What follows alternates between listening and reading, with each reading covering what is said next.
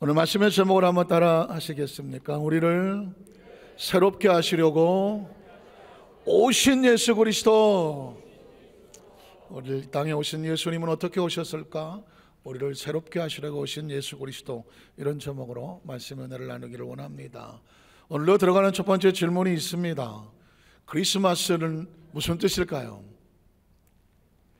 살다 보니까 이제 크리스마스가 무슨 뜻이냐고 여러분에게 묻습니다. 물론 이 크리스마스를 한국말로는 성탄절이라고 하죠. 혹시 프랑스 말로 뭐라고 하시나 아십니까? 많이 들으셨습니까? 노엘. 한번 따라 하시까? 노엘 할 때 이 노엘은 프랑스 말로 크리스마스라는 뜻입니다. 그러니까 크리스마스는 용어죠. 무슨 뜻일까요? 크리스마스에 대한 몇 가지 설이 있습니다. 설. 첫 번째 설은 뭐냐면 어느 시골에도 할머님이 대화를 합니다. 한 할머니가 묻습니다.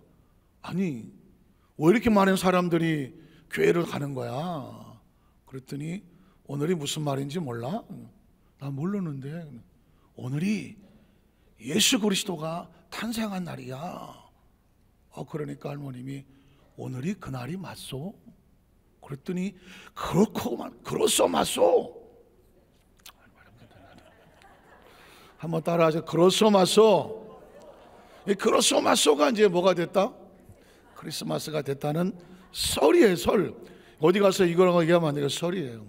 더 재밌는 거는 마리아가 임신을 했습니다.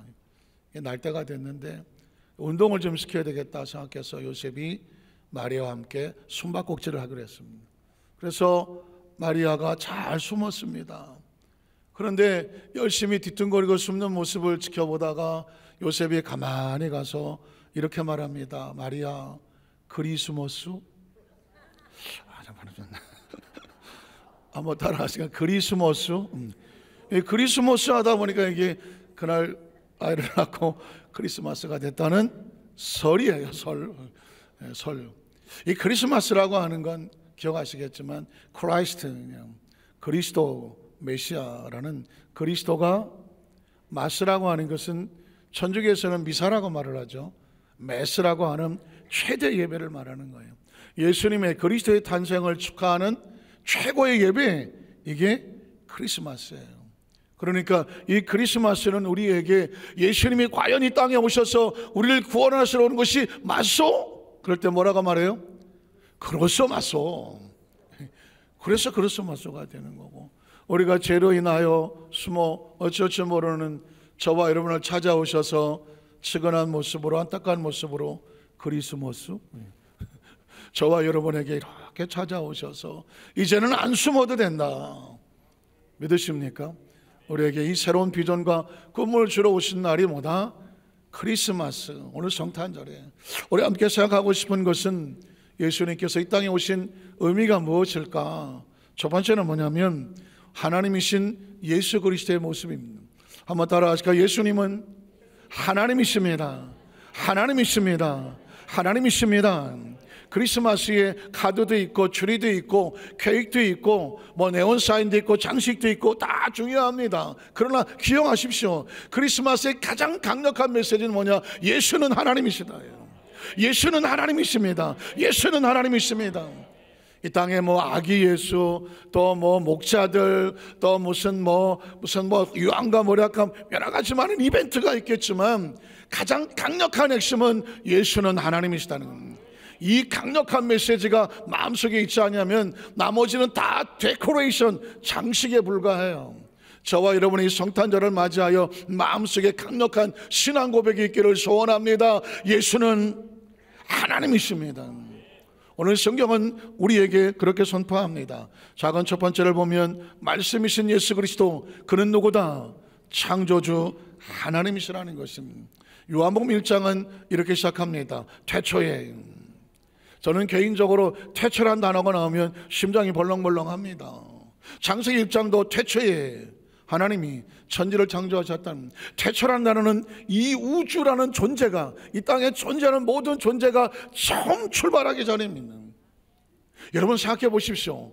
먹고 살기도 힘들고 세상도 흉흉한데 우주가 어떻게 처음 시작했지? 여기까지 사고하는 사람이 있어요? 여기까지 깊이 생각해보는 사람이 있나요?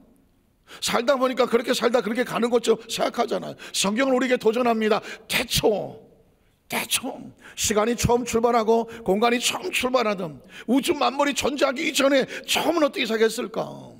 태초라는 인식이 있으면 어떤 생각이 다가올까요? 창조가 다가오죠.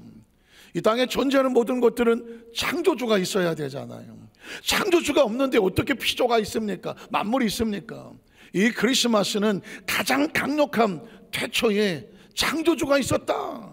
창조주를 기억해야 크리스마스 의미가 있습니다. 그 태초에 누가 계시더라? 말씀이 계시더라. 이제껏 예수 믿으면서 가장 추상적인 단어가 뭐예요? 말씀 아닙니까? 이 말씀이 뭐야? 소리인가? 내용인가? 글인가? 성경을 하나님 말씀이라고 말하는데 이 말씀이 그럼 책이란 말인가? 말씀에 대한 인식이 정확하셔야 되는데 이 말씀은 헬라 원어에 보면 잘 들어본 말이기도 합니다. 한번 따라 하실까요? 로고스. 아마 많이 들어보셨을 거예요. 어디 법무사나 법무법인 대표할 때 로고스 법무법인 뭐 이런 표현을 많이 쓰죠. 로고스란 뭐냐면 우리가 알고 있는 지성 중에서 최고의 절대 지성을 로고스라고 말합니다. 다시 말해서 인간은 제 아무리 똑똑해도 그 지성이 완벽하지 않잖아요. 어떤 인간이 우주 만물에 정확한 지성을 가지고 있겠습니까? 그런데 가장 강력하고 완전한 절대 진리의 절대 지성을 뭐라고 말한다? 로고스라고 말하는 거예요. 그렇게 해야 되겠죠. 이 우주라고 하는 거대한 존재와 수천만 년 이상을 이끌어온 이 역사 속에서 이걸 통째로 이끌어가고 창조하고 움직이고 있는 법칙과 원리는 어떤 진리여야 돼요? 절대 진리여야 되잖아요. 절대 지성이어야 되잖아요. 이 건물 하나를 짓는데도 우리 같은 사람은 어떻게 졌는지 우리는 건축 지식이 없어서 대략 그렇게거니 말하잖아요. 그러나 이 건물 하나 지으려고 하면 건물에 대한 완벽한 지식이 있는 사람이 건물을 짓지 않겠습니까? 우주를 짓는데 어떤 99%의 지식 가지고 짓겠습니까? 99%의 지성을 가지고 우주가 지어지겠습니까? 아닙니다. 가장 강력한 진리가 있어야 돼요. 가장 강력한 지성이 있어야 돼요. 저는 여러분의 머리 가지고 여러분의 지성에 도전을 합니다. 여러분의 지성이 예수를 지성으로 아예 그냥 믿으라니까 믿어 지성에 판단 없이 믿습니까? No. 지성으로 인정이 되지 않으면 절대 예수 믿지 못합니다. 기억하십시오. 옛날에 많은 사람들은 무식한 사람만 예수 믿는다고 말했습니다. 무식하면 절대로 예수를 못 믿어요. 최고의 지성이 있어야 예수가 믿어지는 겁니다. 왜냐하면 우주 만물이라고 하는 것은 절대 완벽한 지성이 완벽한 존재가 우주를 지었고 그 수천만 년 시간이 오면서 완벽한 법칙과 원리가 그 거대한 힘이 권세가 우주를 운행하고 있으며 우리가 살고 있는 지구라는 것도 우리가 돌리고 있습니까? 아닙니다. 이 거대한 지구가 정확하게 움직이고 있는 것은 절대 지성이 있기 때문입니다. 그 절대 지성을 절대 지식이라고 말할 수 있으며 절대 관념이요, 절대 생각이요, 사고요, 운영이요, 능력이요, 권세죠. 사실은 이 거대한 절대 진리에 대한 권세를 인식하지 아니하면 우리가 살고 있는 이 세상이 어떻게 돌아가는지 아무것도 늘 불안해서 어떻게 사는 거예요. 절대 지성이 있어요. 때문에 성경은 태초에 뭐가 있었다? 말씀이 계시더라. 이 말씀은 절대 진리예요. 절대 지성이고요. 우리는 하나님을 모르잖아요. 우리가 어떻게 하나님을 우리의 이 머리 가지고 하나님을 어떻게 알아요? 창조주를 어떻게 알아요? 달에도 못 가봤는데 뭐 우주 바깥에 뭐가 있는지 어떻게 알아요? 그러나 기억하십시오.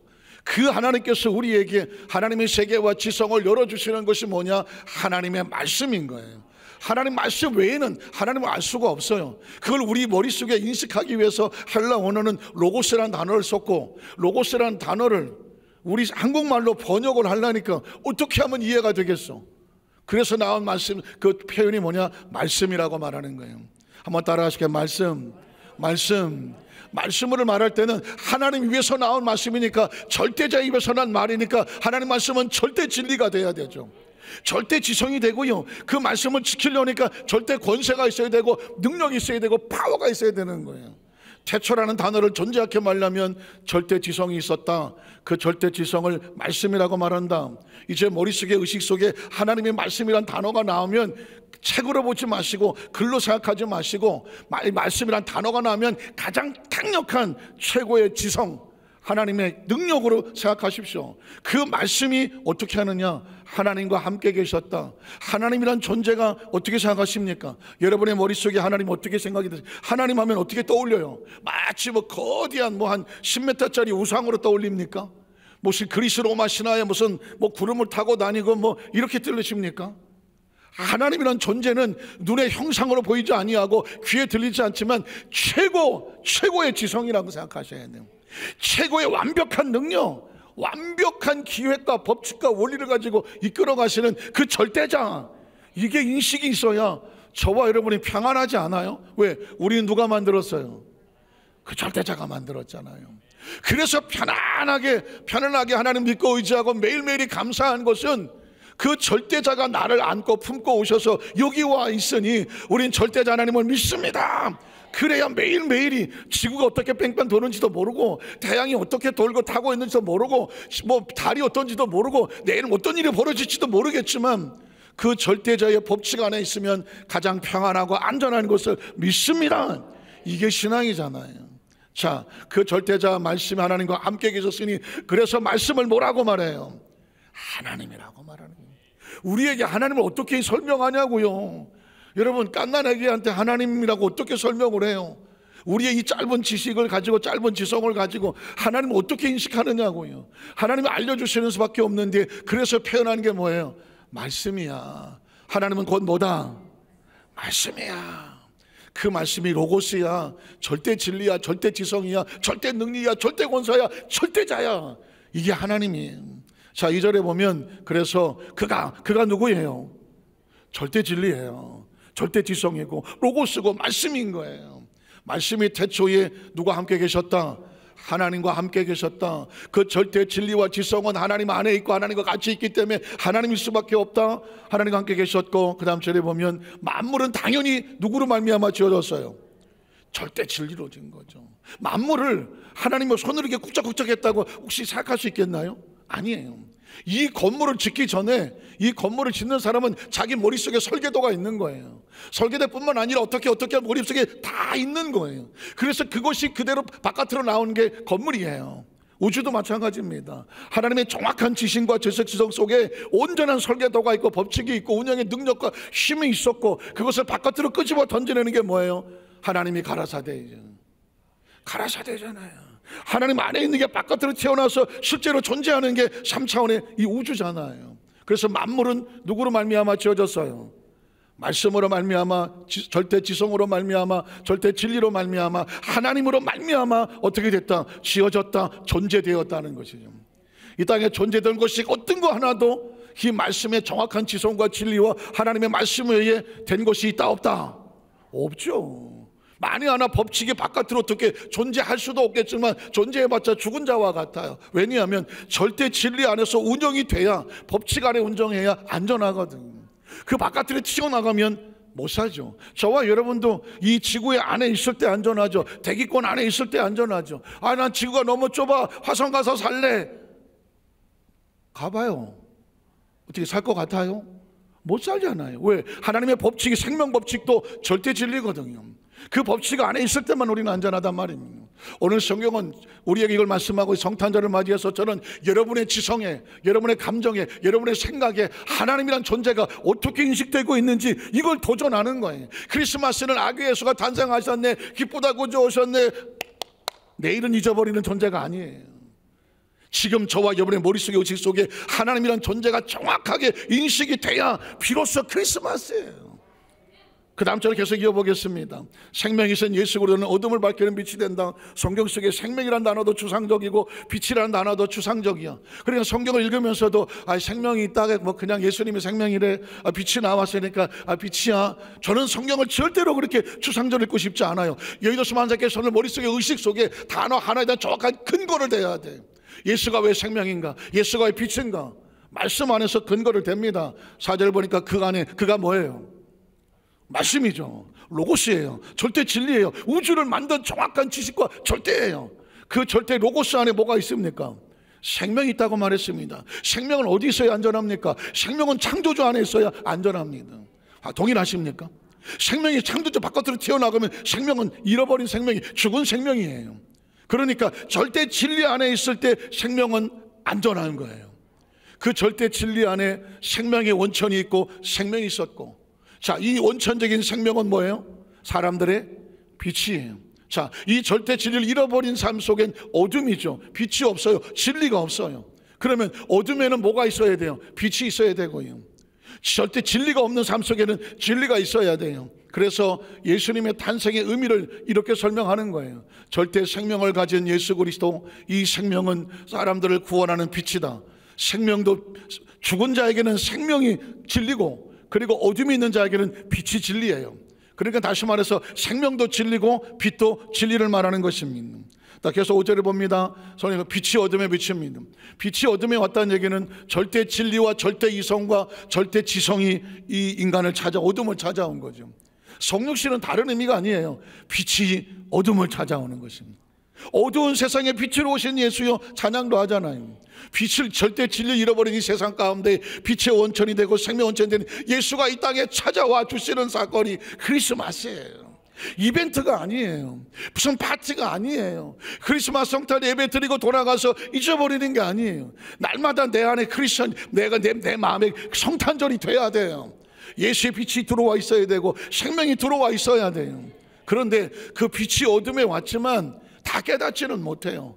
어둠에 깨닫지 못하더라. 이유가 뭘까요? 절대 지성을 알려면 육신의 머리는 안 돼요. 옥스퍼드 캠브리지를 나와도 성경을 읽어도 무슨 뜻인지 알 수가 없어요. 왜냐하면 이 말씀은 진리의 성령인 성령의 감동으로 지어진 거예요. 그러니까 말씀에 눈이 열어지려고 하면 내 속에 영이 살아나야 돼요.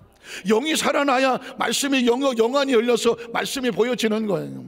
예수를 그리스도 믿으면 아멘 하시기 바랍니다. 예수를 구주로 믿는다는 딴 게 아닙니다. 우리 머릿속에 하나님의 영이 회복이 되어지고 영이 살아나서 본어게인 중생 거듭나서 성령이 다시 보여지기 시작하는 겁니다. 말씀이 안 들렸는데 말씀을 듣다 보니까 말씀이 들려지고 깨달아지고 이해가 되기 시작하는 거예요. 하나님의 세계가 보여지기 시작하는 거예요. 하나님이 누군지를 알게 되는 거예요. 이 세상이 어떻게 존재하는지를 알게 되는 거예요. 내가 누군지를 알게 되는 거예요. 내가 어디서 왔는지, 무엇 때문에 사는지, 어디로 가는지를 알게 되는 게 말씀 속에 깨달아지는 거예요. 그래서 어떻게 돼? 빛이 어둠에 맺히되 어둠이 깨닫지 못하였다. 예수를 믿으면 빛이 뭔지 알게 되니까 진리가 우리를 자유하게 만들어 주시는 거죠. 제가 지난번에도 설교를 하고 그랬지만 진리를 알지니 진리가 너희를 자유케 하리라. 이 말을 깨닫는데 왜 이렇게 오랜 세월이 걸렸는지 몰라.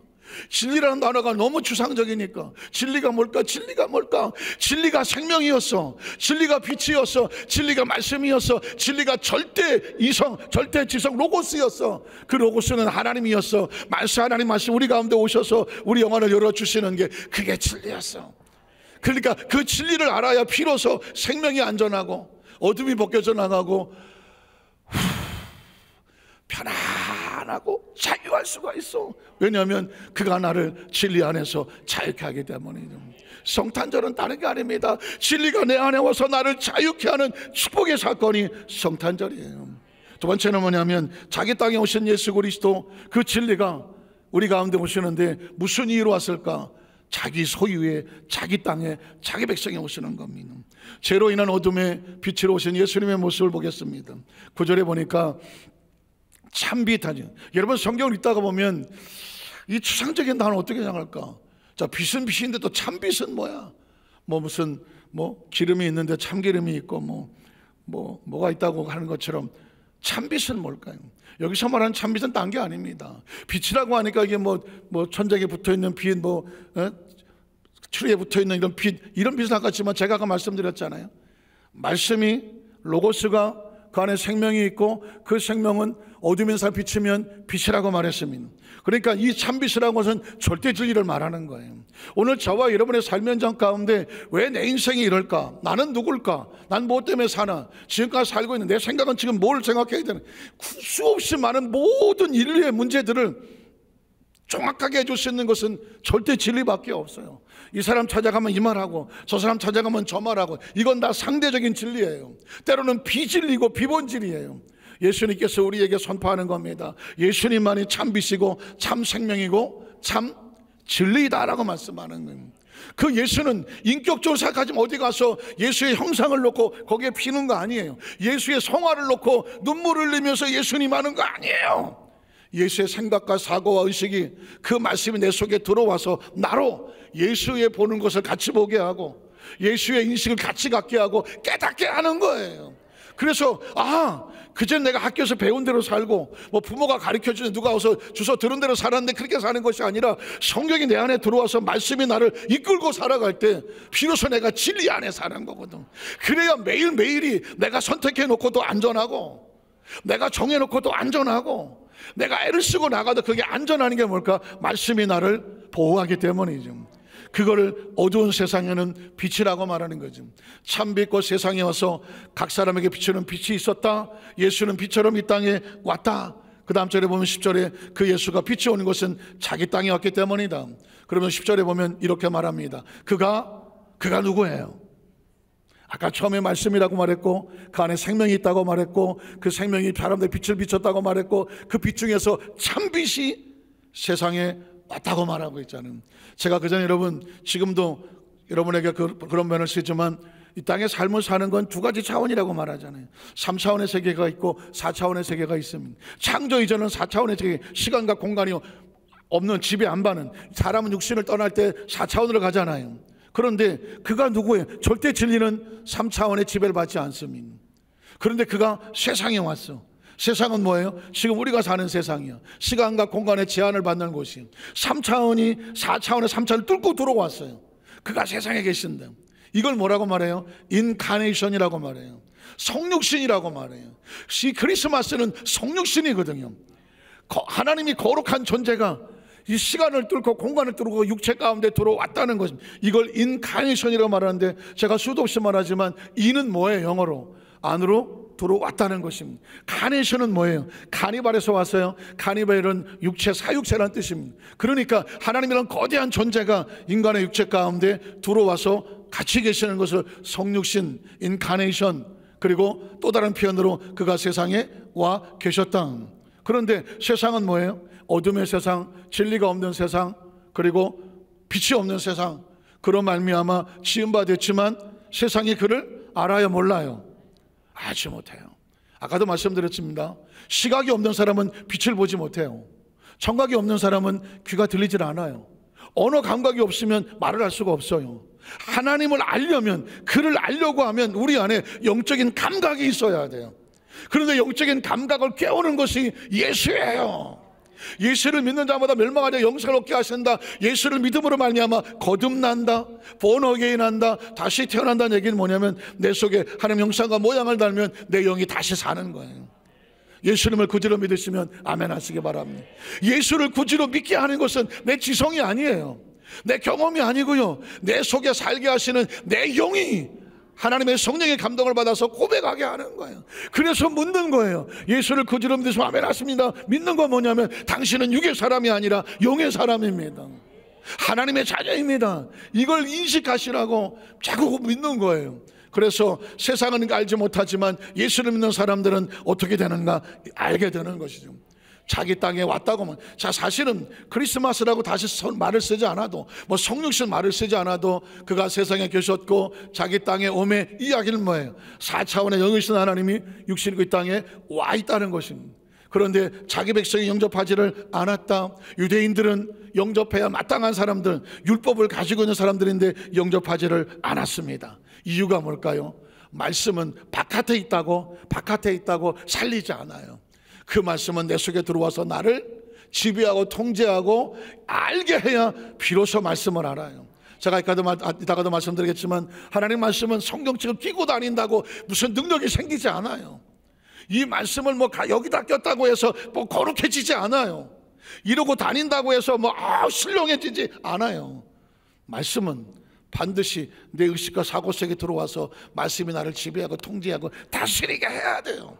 말씀에 복종하고 말씀이 하라는 대로 말씀이 뭐라고 말했는데 들었으면 말씀을 믿고 말씀대로 나가야 돼요. 그래야 말씀이 나를 지키고 보호하는 거예요. 마지막 세 번째로 예수로 인하여 새롭게 되어진다. 그러면 그 예수님 땅에 오셔서 우리를 어떻게 새롭게 하느냐 하는 거죠. 말씀을 내가 가슴에 품으면 어떻게 새로워지느냐. 작은 첫 번째를 보면 예수를 믿음으로 누가 돼요? 하나님의 자녀가 되는 권세가 있어요. 한번 따라 하나님의 자녀가 됩니다.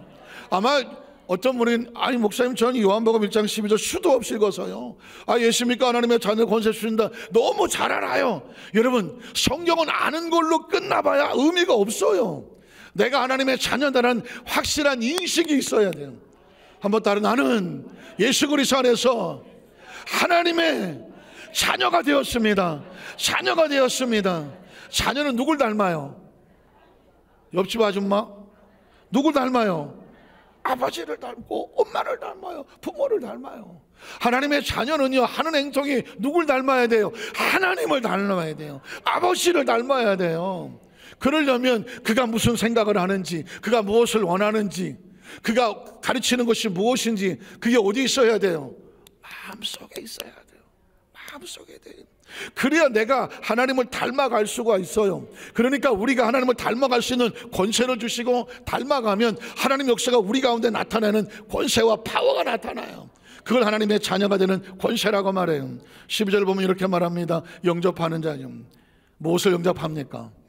말씀을 내 마음판에 읽고 묵상해서 내 가슴속에 받아들이는 거예요. 그러니까 여러분 신앙생활의 이 최고의 한 가지만 기억하십시오. 하나님의 말씀은 절대지성이라, 하나님의 말씀은 반드시 된다. 말씀을 읽고 묵상해서 그 말씀을 내 머릿속에 두고 마음판에 새겨서 매 순간마다 이거 내가 어떻게 하지 결정하고 고민되면 말씀 앞에 서십시오. 말씀이 뭐라고 하는지, 말씀이 용납하거든 가십시오. 말씀이 스톱하거든 스톱하십시오. 좌우로 치우치지 마십시오. 말씀은 우리를 지키고 자유케 하는 거예요. 그래서 그 말씀을 영접하면 그 말씀이 예수인 것을 믿는 자들에게는 하나님에 대한 자녀가 되는 권세를 주신다고 말했고, 13절에 보면 이건 혈통이나 육정이 뭐예요? 사람이 가르쳐되는 것도 아니고 부모로부터 얻어지는 것도 아니야. 누구에 되는 거예요? 오직 누구로부터 나는 거예요? 하나님께로부터 나는 거예요. 저와 여러분은 예수를 구주로 믿고 하나님의 자녀가 되는 권세를 얻으면 우린 하나님으로부터 나온 자예요. 하나님으로부터 나온 자예요. 그래서 하나님부터 나온 자는 하나님의 말씀이 저와 여러분을 가르쳐요. 제가 아까 말했죠. 진리를 안지니 진리가 너희를 자유케 하리라. 이제 다시 여러분 내가 부모를 잘 만났네 못 만났네, 우리 부모는 나를 이렇게 만들었나, 육신의 부모를 절망하고 좌절할 이유가 없어요. 왜 시대를 잘못 태어났나, 나는 공부하고 싶었는데 가정이 어려서 공부를 못했나, 나는 어쩌다 이런 뭐 누구를 만났나, 뭐 부부간에 부모 자식간에 혹시라도 동기간에 친척간에 사람과 절대 원망하고 불평할 이유가 없어요. 왜냐하면 우리 소속은 하나님께 있어요. 하나님의 약속은 여기서 말씀합니다. 네가 하나님 말씀 안에서 죄에서 자유를 이미 얻었다고 말해요. 그러니까 예수 이름으로 말미암아 이 시간에도 여러분의 마음속에 난 예수 믿고 구원 하나님의 자녀가 되었습니다, 난 예수 이름 안에서 자유하게 원합니다 말씀이 여러분 아멘하고 믿으면 우리 육체 가운데 뒤집어쓰었던 그 지나간 과거와 현재와 미래의 죄의 보따리가 산산조각이 나버리는 거예요. 하나님의 자녀를 하나님이 용서하시면 죄의 보따리는 산산조각이 나서 다시 죄를 짓지 않은 모습처럼, 죄가 상관이 없는 사람처럼, 마귀가 정죄하고 참소하지 않냐고 하나님께 단단하게 나갈 수 있는 존재로 만들어 주시는 거예요. 이게 하나님께 여러분 자의 축복이에요. 더 이상 가난에 눌려 있지 않아요. 내 인생의 절망과 좌절을 말할 필요 없어. 실패할 수 있어요. 그러나 하나님께서 난 자들에게는 실패가 회복이 돼서 다시 복을 받을 수가 있는 거예요. 왜냐하면 어느 아버지가 자식이 떡을 달라는데 돈을 줍니까? 어느 아버지가 생선을 다는데 뱀을 잡아줍니까? 누가 그러더라고요. 한국 사람은 뱀을 더 좋아한다고.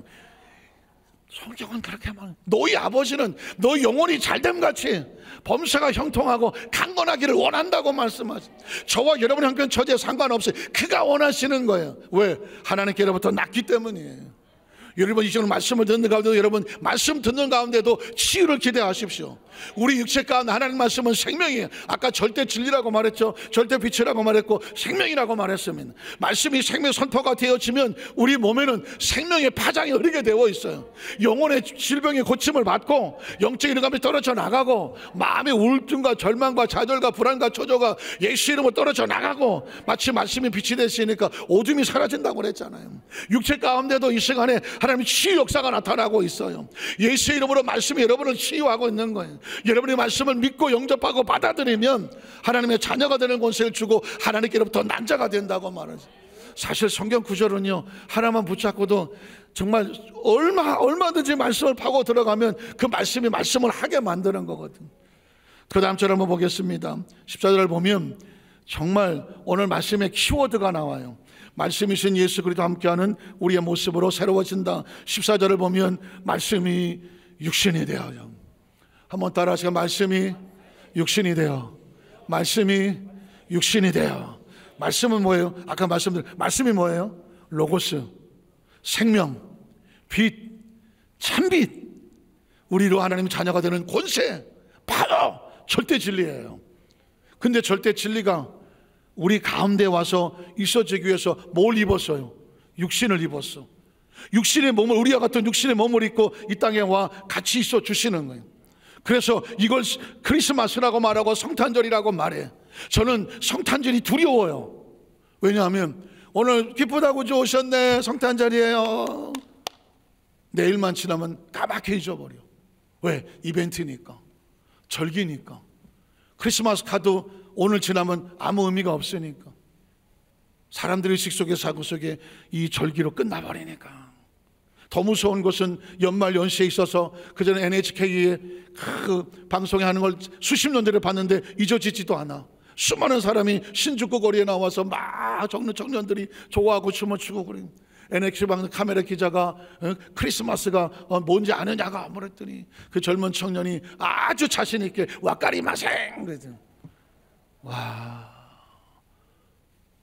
예수의 의미도 몰라, 크리스마스가 뭔지도 몰라. 그 사람들은 모르니까 괜찮아. 크리스찬들이 문제야.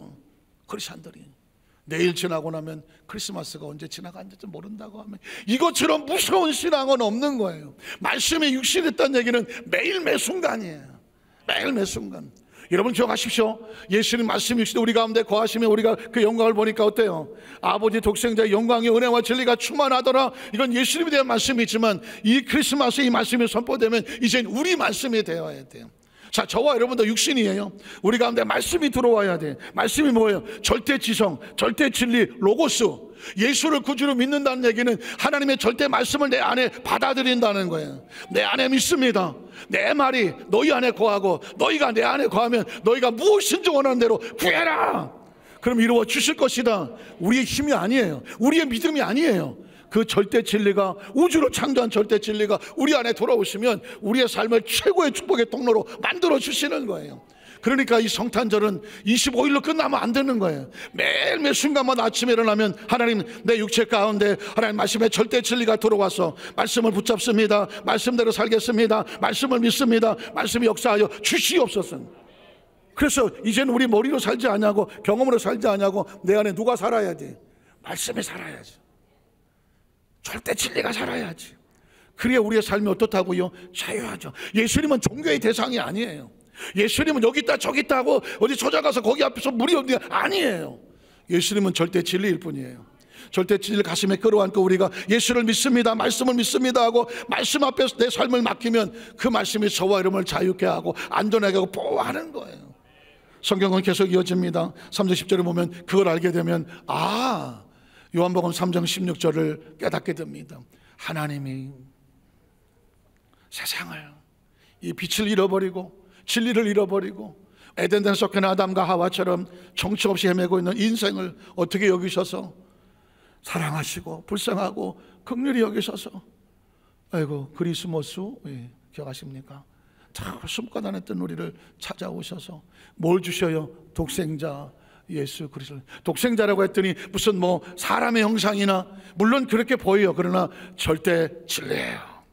로고스를 주시고 말씀을 주시고 참빛을 주시고, 그리고 우리에게 진리를 주셔갖고 어떻게 독생을 주셨으니 이를 뭐하는 자마다, 난 자마다 내 인생은 절대 진리 안에서만 자유합니다. 난 예수님을 구주로 믿고 예수님 안에서 열어주는 영안이 열려지고 영역이 열려서 하나님 말씀을 내 말씀으로 믿습니다 라고 믿는 자는 뭐하지 아니하고 멸망하지 않고.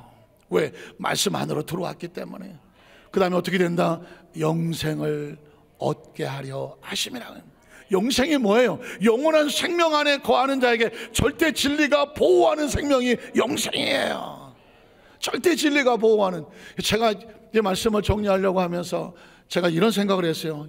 야, 이걸 어떻게 하면 정말 어린아이도 알게 할 수 있는 어떤 말씀이 뜻이 없을까 하다가 내비게이션이 생각이 났습니다.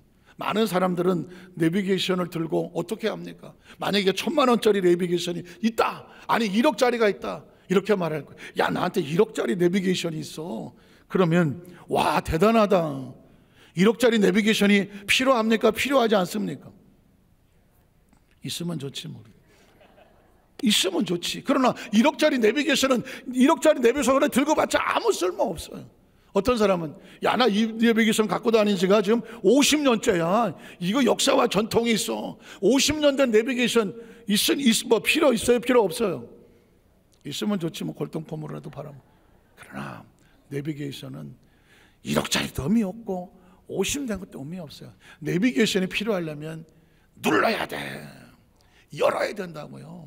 그래, 거기에 내가 가고자 하는 육체에 대한 길을 찾아야 돼요. 길을 찾아야 되고 내가 선택을 해야 돼요. 선택했으면 자동차 시동을 켜고 그리고 악셀을 밟고 내비게이션대로 따라가야 돼요. 쓰라면 쓰고 가라면 가고 가야 돼요.